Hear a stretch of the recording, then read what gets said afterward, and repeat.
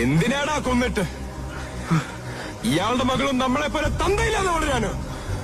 നമ്മൾ അനാഥരാണ്, പക്ഷെ ഗുണ്ടകളല്ല. നമ്മൾ അനാഥരാണ്, ഗുണ്ടകളല്ല.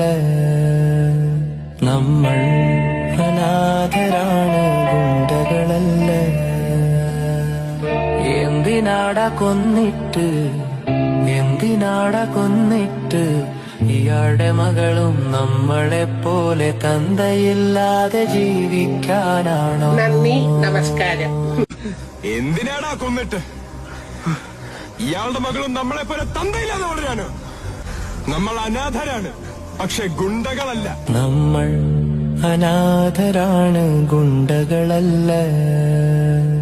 നമ്മൾ അനാഥരാണ്, ഗുണ്ടകളല്ല. എന്തിനാടാ കൊന്നിട്ട്?